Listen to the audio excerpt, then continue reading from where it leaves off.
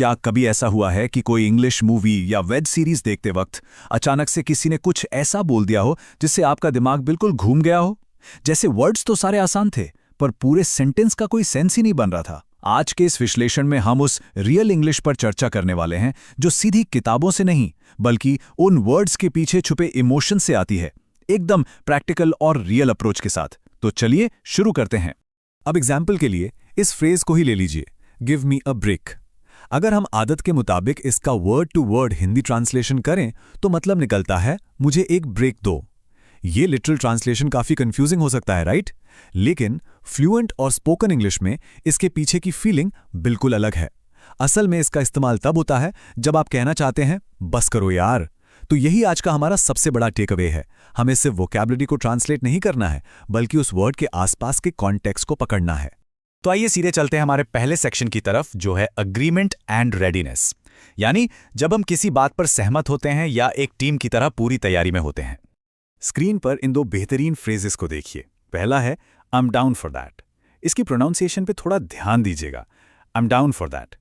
जैसे जब दोस्तों के बीच कोई नया प्लान बन रहा हो और हम उस प्लान के लिए पूरी तरह से एग्री करते हैं, तो हम ये फ्रेज यूज करते हैं, जिसका सीधा सा अर्थ है मैं रेडी हूं। और दूसरा फ्रेज है आई एम ऑल सेट। इसको ऐसे बोलेंगे, आई एम ऑल सेट। अगर कोई पूछे कि आपको और किसी चीज की जरूरत तो नहीं, तो आप इन चेक मार्क्स की तरह कॉन्फिडेंटली कह सकते हैं कि मेरा सब रेडी है, आई एम ऑल सेट। अब इस तीसरे फ्रेज पर आते हैं, जो बिल्कुल परफेक्ट एग्जाम्पल है हमारे आज के टॉपिक का, we are on the same page. इसे हम बोलते हैं we are on the same page. यहां इस किताब वाले आइकन को ही देख लीजिए, जैसे एक ही किताब का एक ही पन्ना दो लोग पढ़ रहे हों।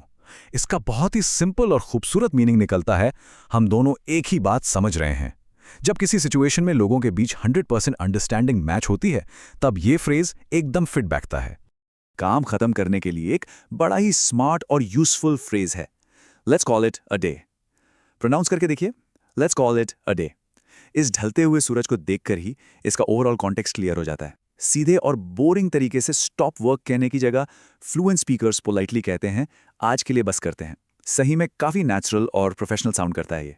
आगे बढ़ते हमारे दूसरे सेक्शन पर, फ्रस्ट्रेशन एंड अनॉयंस।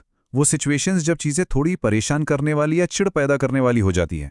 यहां हमारे पास दो ऐसे एक्सप्रेशंस हैं जो इरिटेशन को बड़ी समझदारी से एक्सप्रेस करते हैं। पहला है आई एम ओवर इट। इसकी प्रोनाउंसिएशन है आई एम ओवर इट। जब हम मेंटली किसी बैड एक्सपीरियंस या प्रॉब्लम से बिल्कुल आगे बढ़ चुके होते हैं, तब हम कॉन्फिडेंटली कहते हैं अब मुझे उस बात से बिल्कुल फर्क नहीं पड़ता। और दूसरा फ्रेज है टेक अ हिंट, यानी टेक अ हिंट। हम सबकी लाइफ में ऐसे मोमेंट्स आते हैं जब हम चाहते हैं कि सामने वाला इंसान बिना हमारे कंप्लीटली पॉइंट आउट किए ही हमारा इशारा समझ जाए। तब ये बोला जाता है, जिसका क्लियर मतलब है समझ जाओ बिना डायरेक्टली बोले। और वापस आते हैं हमारे पहले हुक वाले एग्जाम्पल पर, give me a break. Pronunciation एकदम simple, give me a break. एक टूटी हुई पेंसिल की तरह, जब किसी की बेवकूफ़ी भरी बात से आपको चिढ़ होने लगे या उस पर यकीन ना हो रहा हो, तो थोड़ी सी फ्रस्ट्रेशन और डिसबिलीफ दिखाने के लिए ये पोलाइटली यूज किया जाता है, जिसका एग्जैक्टली मीनिंग यही निकलता है बस करो यार। अगला फ्रेज थोड़ा ट्रिकी बट काफी जोरदार है, डोंट होल्ड योर ब्रेथ। इसमें ब्रेथ वर्ड की प्रोनाउंसिएशन का खास ध्यान रखिए। Don't hold your breath. इस उड़ते हुए बलून से समझिए, यहां किसी को सांस रोकने के लिए बिल्कुल नहीं बोला जा रहा। इसका फिगरेटिव या भावात्मक मीनिंग है ज्यादा उम्मीद मत रखो। अगर आपको लगता है कि किसी चीज के होने के चांसेस बिल्कुल ना के बराबर हैं, तो डायरेक्टली इंकार करने के बजाय यह सेंटेंस बहुत ही बढ़िया काम करता है। तो चलिए यहां बस एक सेकंड का छोटा सा पॉज लेते हैं, एक बहुत ही जरूरी थॉट को हाईलाइट करने के लिए। Real English is about emotion, not just words. हम अक्सर फ्लो में आकर हर वर्ड को अपनी भाषा में ट्रांसलेट करने लगते हैं, पर असल राज यहीं छिपा है कि हमें एग्जैक्ट मीनिंग नहीं, बल्कि इमोशन और कॉन्टेक्स्ट पकड़ना है। और सच कहूं तो इस विजुअल्स वाली अप्रोच से वोकैबुलरी का लेवल काफी तेजी से और एकदम नेचुरली स्ट्रांग हो रहा है। अब चलते हैं तीसरे सेक्शन की तरफ, अनसर्टेनिटी और डिसीजंस। ये उन पलों के लिए हैं जब हम कंफ्यूजिंग चॉइसेस के बीच काफी उलझ जाते हैं। यहां दो ऐसे एक्सप्रेशंस देखने को मिलते हैं जो कैजुअली बहुत ज्यादा बोले जाते हैं। पहला, I am just winging it. I am just winging it, इसे एक उड़ते हुए परिंदे के पंख यानी विंग की तरह समझिए। आसमान में बिना किसी स्ट्रिक्ट प्लानिंग के चलना। इसका बेसिक मतलब है मैं बस अंदाजे से कर रहा हूं, बिना किसी प्रॉपर प्लान के। और दूसरा है you do you, you do you. इस आईने को देखिए। जब हम किसी दूसरे के डिसीजन को कैजुअली एक्सेप्ट करते हैं कि भाई तुम्हें जो ठीक लगे वो करो, तो ये फ्रेज वहां एकदम परफेक्टली सेट होता है। अगर कभी लाइफ में दो राहों में से एक चुनना पड़े तो ये एक्सप्रेशन काफी सॉलिड इंप्रेशन देता है। दैट्स अ टफ कॉल, मतलब दैट्स अ टफ कॉल। इस चौराहे वाले आइकन की तरह देखिए।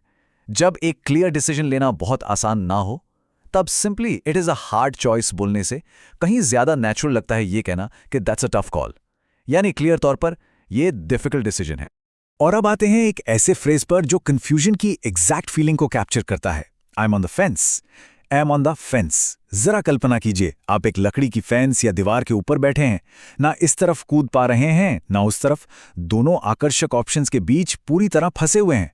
बस वही इसका परफेक्ट मीनिंग निकलता है, मैं डिसाइड नहीं कर पा रहा हूं। आगे बढ़ते हैं चौथे सेक्शन पर, अनएक्सपेक्टेड सिचुएशंस एंड इमोशंस। वो अचानक वाली स्थितियां जब लाइफ बिल्कुल सरप्राइज दे जाती है। इन दो सिचुएशंस को देखिए। पहला है दैट शिप हैज सेल्ड, और इसको बिल्कुल आराम से प्रोनाउंस कीजिए, दैट शिप हैज सेल्ड। ऐसी शिप जो बंदरगाह छोड़कर निकल चुकी है, इसका बड़ा ही गहरा मतलब है अब बहुत देर हो चुकी है, यानी एक बड़ी अपॉर्चुनिटी जो अब हमेशा के लिए हाथ से निकल चुकी है। दूसरी तरफ है that came out of nowhere. That came out of nowhere, जिसका एग्जैक्ट मतलब है ये बिल्कुल अचानक हो गया। लाइफ में किसी भी सरप्राइजिंग या सडन घटना को एक्सप्रेस करने का ये शायद सबसे बेहतरीन फ्रेज है। कभी कभी दिन ऐसे होते हैं जब हम थोड़ा लो या एग्जॉस्टेड महसूस करते हैं, राइट? तब ये फ्रेज लगता ही नहीं कि दूसरी लैंग्वेज का है। I am not feeling my self today. I am not feeling my self today is low battery वाले इंडिकेटर की तरह। सिर्फ आई एम सैड या आई एम सिक बोलने के बजाय ये कहना बड़ा ही कंफर्टेबल और डीप लगता है कि आज मैं अपनी नॉर्मल स्टेट में फील नहीं कर रहा। इस एक फ्रेज से फ्लुएंसी सच में काफ़ी नेचुरल लगने लगती है। और जब जज्बात इतने स्ट्रांग और डीप हो जाएं कि उन्हें बयान करना लगभग नामुमकिन लगे, तब इन फ्रेजेस का सहारा लिया जाता है। पहला, I can't put it into words. I can't put it into words, जिसका स्ट्रेट फॉरवर्ड अर्थ है मैं इस इमोशन को शब्दों में ठीक से एक्सप्लेन नहीं कर सकता। और दूसरा, जो कि इंटरनेट पर काफ़ी ट्रेंडिंग है, that hit different. That hit different, इसका इस्तेमाल उस मोमेंट को दिखाने के लिए होता है जब किसी स्पेसिफिक चीज़ या सिचुएशन का जो इम्पैक्ट था वो बिल्कुल अनोखा और अलग था। हम सब जानते हैं लाइफ में कई बार काफ़ी स्ट्रेसफुल और थका देने वाले मोमेंट्स आते हैं जिनमें हमें खुद को जोड़कर रखना होता है। वहीं एग्जैक्टली काम आता है ये phrase, I am trying to keep it together. I am trying to keep it together. Screen पर उस ग्लूड पेपर को देखिए। जैसे एक बॉन्ड बिखरी हुई चीज़ों को एक साथ जोड़ता है, ठीक वही इसका भाव है। मैं खुद को टूटने से बचाने और संभालने की पूरी कोशिश कर रहा हूं। टेंस सिचुएशंस में अपना संयम दिखाने के लिए ये एक परफेक्ट सेंटेंस है। अब हम आ गए हैं हमारे पांचवें और आखिरी सेक्शन पर, beyond word to word translation. ये वो हिस्सा है जो हमारी रोजमर्रा की बातचीत में काफी पोलाइटनेस ले आता है। हमारे इस एक्सप्लेनर के आखिरी दो फ्रेजेस किसी की भी इंग्लिश कम्युनिकेशन को तुरंत ही काफी शिष्ट और फ्लुएंट बना देते हैं। पहला है it's on me. It's on me. सोचो आप दोस्तों के साथ बाहर खाना खा रहे हैं और बिल पे करना चाहते हैं तो काफी कैजुअली और रिस्पेक्ट के साथ कहते हैं इट्स ऑन मी, यानी इसका खर्चा मैं दूंगा। और दूसरा है I will keep that in mind. I will keep that in mind. अगर किसी ने कोई अच्छी फीडबैक या सलाह दी हो और आप उसको हम्बली एक्नॉलेज करना चाहते हो, तब इस फ्रेज का अच्छी तरह इस्तेमाल किया जाता है, ये बताने के लिए कि मैं इस बात को जरूर याद रखूंगा। तो यहां हमारा आज का ये विजुअल विश्लेषण पूरा होता है। आज हमने मिलकर ये समझा कि जब हम बस ब्लाइंडली हर शब्द का लिटरल ट्रांसलेशन करने के बजाय उसके पीछे छुपे ठीक कॉन्टेक्स्ट और सच्चे इमोशन पर फोकस करते हैं, तो नई लैंग्वेज कितनी ब्यूटीफुली और नेचुरली फ्लो होने लगती है। अब सोचिए, ऐसे और कौन-कौन से पॉपुलर इंग्लिश एक्सप्रेशंस हैं जो वर्ड फॉर वर्ड रीड करने पर हमें कंप्लीटली कंफ्यूज करके रख देते हैं। उम्मीद है आज के इस डिस्कशन से आपको प्रैक्टिकली बहुत कुछ क्लियर हुआ होगा। इन स्मार्ट फ्रेजेस को अपनी डेली कॉन्वर्सेशन में डेफिनेटली लाने की कोशिश कीजिए।